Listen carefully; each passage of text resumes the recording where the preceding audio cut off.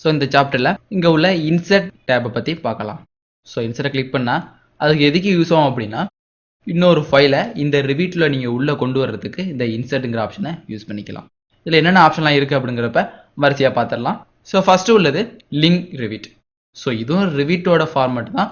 So இதே இந்த ஃபைலுக்குள்ளேயே இன்னொரு ரிவீட் ஃபைலை நீங்கள் உள்ளே கொண்டு வரணும் அப்படின்னா லிங்க் ரிவீட்ங்கிற ஆப்ஷனை எடுத்துக்க போகிறீங்க. ஸோ இந்த ப்ராஜெக்ட்டுக்குள்ளே இன்னொரு ப்ராஜெக்டை லிங்க் பண்ண போகிறீங்க. ஸோ அந்த மாதிரி நேரத்தில் லிங்க் ரிவீட். ஸோ ஓப்பன் பண்ணோன்னே கீழே பாருங்கள் ஃபைல் டைப் எதை ஓப்பன் பண்ணலாம் அப்படின்னா உங்களோட ரிவீட் ப்ராஜெக்ட் ஃபைலை மட்டும் தான் உங்களால் ஓப்பன் பண்ண முடியும். ஸோ எதெல்லாம் நீங்கள் ரிவீட் ப்ராஜெக்ட் ஃபைலாக சேவ் பண்ணி வச்சுருக்கீங்களோ அந்த ஃபைலை நீங்கள் ஈஸியாக ஓப்பன் பண்ணிடலாம். ஸோ இப்போ எந்த ஃபைல் உள்ளே வரணும்னு நினைக்கிறீங்களோ அந்த ஃபைலை உள்ளே கொடுத்துட்டு வாங்க. ஸோ இப்போ இந்த கட்டன் கிரியேட் அப்படிங்கிற ஒரு ஏரியா கிரியேட் ஆகணும். இல்லை இந்த ப்ராஜெக்ட் 2 அப்படிங்கிறது உள்ளே வரணும். ஸோ எது உங்களுக்கு தேவையோ அதை நீங்கள் ஈஸியாக உள்ளே கொண்டு வந்துடலாம். இப்போ இந்த ப்ராஜெக்ட் 2 தான் நீங்கள் லிங்க் பண்ண போகிறீங்க. ஸோ அடுத்தது இங்கே பொசிஷனிங். ஸோ உள்ளே வர்ற இந்த புது ப்ராஜெக்டோட மாடல் எந்த இடத்துல பொசிஷன் ஆகணும் அப்படிங்கிறத இந்த பொசிஷனிங் அப்படிங்கிற ஆப்ஷன் மூலியமாக எடுத்துக்கலாம். இதில் auto origin to origin. So origin to origin அப்படிங்கிறது இந்த ஆர்ஜினும் அந்த ஆர்ஜினும் உங்களுக்கு மேட்ச் ஆகும். ஏற்கனவே அதில் மாடல் வரைஞ்சிருக்கிறதுனால ரெண்டுமே உங்களுக்கு கொலாப்ஸ் ஆகும். சென்டர் டு சென்டர் அப்படிங்கிறது இதோட சென்டர் பாயிண்ட். ஸோ இந்த ஆப்ஜெக்ட்டுக்குன்னு ஒரு சென்டர் இருக்கும். அந்த சென்டரும் அங்கே உள்ள ஒரு சென்டரும் உங்களுக்கு மேட்ச் ஆகும். ஸோ மேனுவல் ஆர்ஜின் பேஸ் பாயிண்ட்டை பொறுத்து மூவ் பண்ண போனால் பேஸ் பாயிண்ட் மேனுவல் இது எல்லாமே மேனுவலாக ஆர்ஜின் சூஸ் பண்ணிக்கிறீங்க. இல்லை மேனுவலாக பேஸ் பாயிண்ட், இல்லை மேனுவலாக centre point, manual base point open. So மேனுவல்னு சொன்னதுனால எந்த இடத்துல வேணுமோ அந்த இடத்துல நீங்கள் பேஸ் பாயிண்ட்டை செட் பண்ணிக்கலாம். சப்போஸ் எஸ்கேப் பண்ணிடுறேன், பேஸ் பாயிண்ட் இல்லை ஆர்ஜின் சொல்லிட்டு ஓப்பன் பண்ணுறேன்.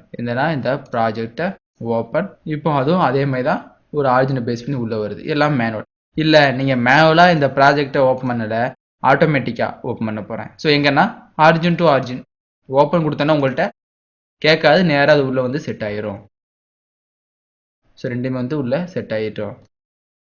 பட் இது எப்படி இருக்கும்னா இது இம்போர்ட்டட் காம்போனன்ட் அப்படிங்கிறதுனால இது ஒரே பாக்ஸாக தான் இருக்கும். ஸோ இதை இப்போ மூவ் பண்ணாலும் ரொட்டேட் பண்ணாலும் அது தனியாக தான் மேலே மூவ் ஆகும்.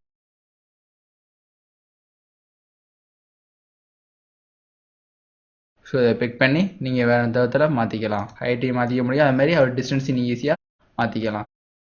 டெலிட். ஓகே.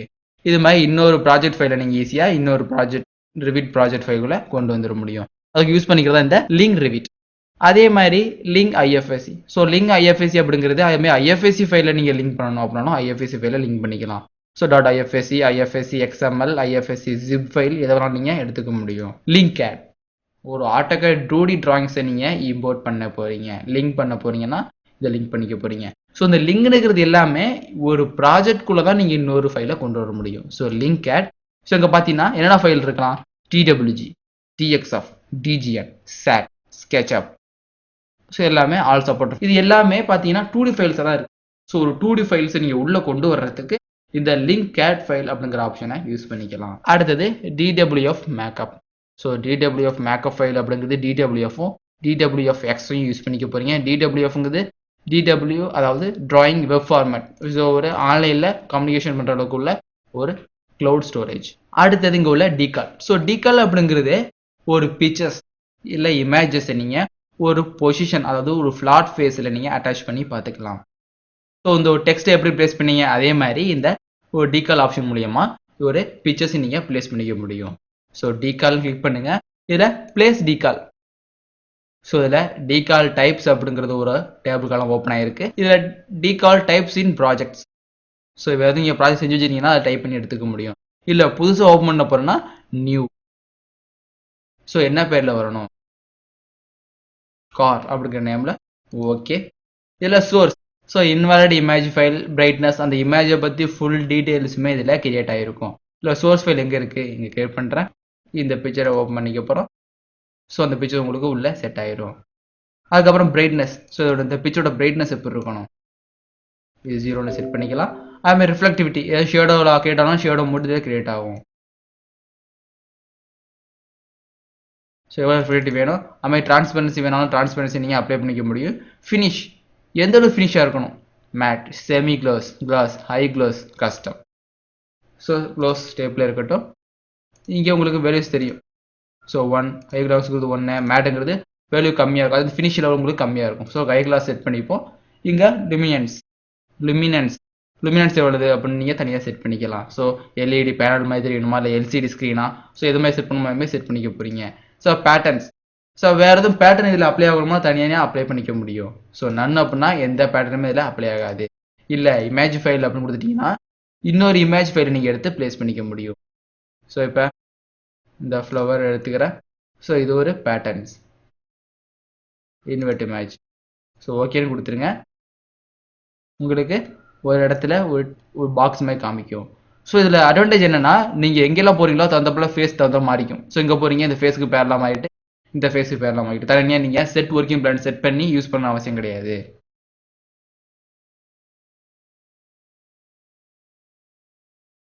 ஸோ இது மாதிரி தேவையான இடத்துல நீங்கள் அட்ஜஸ்ட் பண்ணி மாற்றிக்கலாம். ஸோ இப்போ இந்த தான் இந்த டெக்ஸ்ட்டை ப்ளேஸ் பண்ண போகிறோம். இந்த இது தான் வேணும். ஸோ கிளிக் பண்ணோன்னே அந்த இமேஜ் ஃபைல் உங்களுக்கு இந்த இதில் ப்ளேஸ் ஆகிரும். ஸோ இதுக்கப்புறம் சைஸை மாற்றணும் அப்படின்னாலும் ஸோ ஜஸ்ட் அதை கிளிக் பண்ணுங்கள். கிளிக் பண்ணதுக்கப்புறம் 4 மாட்டி ஏரோ மார்க் கிரியேட் ஆகும். ஸோ அதை கிளிக் பண்ணி நீங்கள் ஈஸியாக ட்ராக் பண்ணி கிளிக் பண்ணிக்கலாம். ஸோ இந்த பிக்சர்ஸை இப்போ மூவ் பண்ணாலும் டேட்டா மூவ் பண்ணிக்க முடியும், ட்ராக் பண்ணாலும் ட்ராக் பண்ணிக்க முடியும். ஒரு வாலில் தேவையான பிக்சர்ஸை நீங்கள் டீகால் மூலியமாக அப்ளை பண்ணிக்கலாம். ஸோ இப்போ இந்த பிக்சரை பற்றி மாற்றணும், சில பிரைட்னஸ் இன்க்ரீஸ் பண்ணணும், இல்லை வேறு எதுவும் மாற்றணும்னா இந்த டீகாலில் கீழே உள்ள டீகால் டைப்ஸுங்கிற ஆப்ஷன் மூலியமா இதோட வேல்யூஸ் அண்ட் இதோட இன்ஃபர்மேஷன் நீங்கள் மாற்றிக்க முடியும். ஸோ புதுசாக வேறு எதுவும் கால்வர்ட் சேர்க்க போகிறேன். ஸோ அது பேர் ஃப்ளவர்னு டைப் பண்ணி ஓகே. அது எங்கே இருக்கும் அதுமாதிரி அந்த இதை கிளிக் பண்ணிங்க ஓப்பன். ஸோ இதான் சேர்க்க போகிறோம். இதையும் பம்ப் பேட்டர்ன் நன் அதெல்லாம் ஹை கிளாஸில் தெரியட்டும். ஓகே. எந்த இது தெரியணுமோ அதை நீங்கள் டைப் பண்ணிக்கலாம். காலத்தில் கிளிக் பண்ண போகிறோம். ஸோ இப்போ பிளேஸ் டீகால்னு கொடுத்துட்டு எந்த திட்ட வேணும் ஸோ இந்த காலத்தில் வேணாலும் காலத்தில் செட் பண்ணிக்க முடியும்.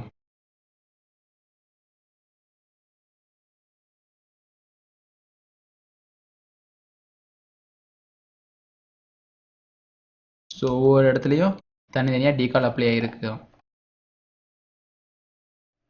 ஸோ இது மாதிரி எங்கெல்லாம் இது மாதிரி டீகால்ஸ் பிக்சர்ஸ் இமேஜை நீங்கள் அட்டாச் பண்ண போகிறீங்களோ அங்கெல்லாம் டீகால் மூலியமாக அட்டாச் பண்ணிக்கலாம். ஸோ டீகால் பிக் பண்ணும் போதே அதோட வித்தையும் ஹைட்டையும் நீங்கள் ஈஸியாக மாற்றிட்டு அதோட ப்ராப்பர்ட்டிஸை நீங்கள் ரீசெட் பண்ணி பழைய பொசிஷனுக்கு கொண்டு வந்துட முடியும்.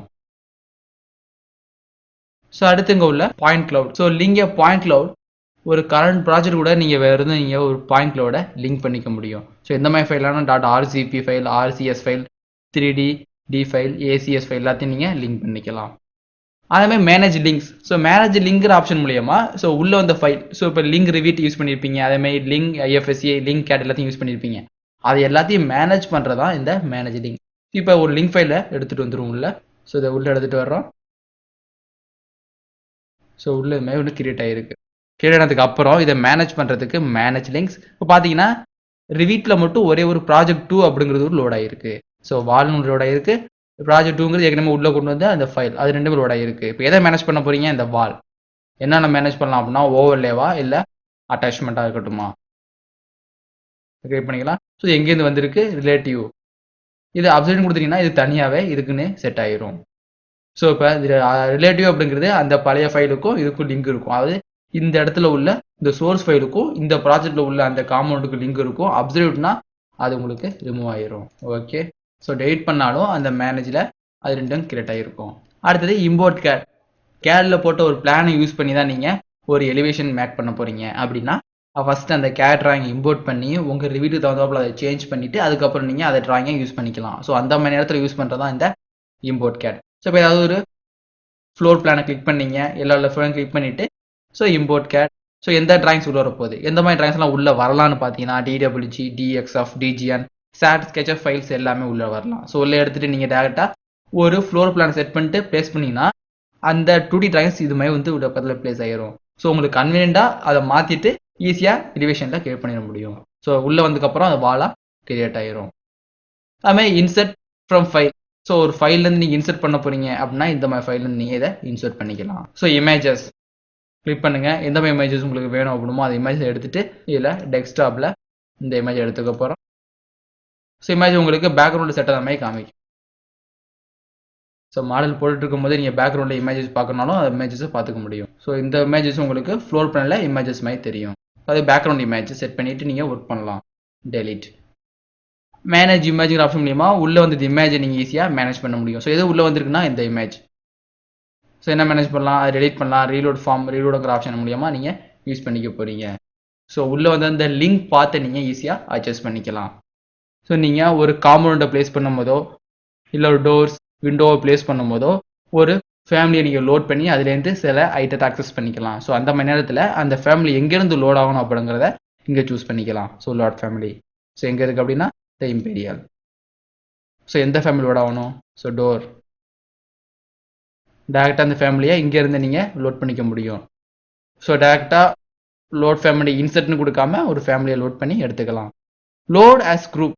ஸோ குரூப்பாக நீங்கள் ஃபார்ம் பண்ணி வச்சுருக்கீங்கன்னா அந்த குரூப்பை லோட் பண்ணுறதுக்கு load as a group. So ஒரு ஆப்ஜெக்ட் நீங்கள் குரூப் பண்ணி அதை சேவ் பண்ணி வச்சுருந்தீங்கன்னா டேரெக்டாக அந்த ஃபைலை ப்ரௌஸ் பண்ணி அந்த குரூப்பை நீ உள்ளே ஆக்சஸ் பண்ணிக்க முடியும். ஸோ அதனால் லோட் ஃபேமிலி, இது லோட் குரூப். ஸோ இந்த சாப்டரில் இந்த இன்சர்ட் உள்ள டூல்ஸ் எல்லாம் எப்படி யூஸ் பண்ணலாம் அப்படிங்கிறத பற்றி பார்த்துட்டோம். அடுத்த சாப்டரில் அனோட்டேஷனை பற்றி பார்க்கலாம்.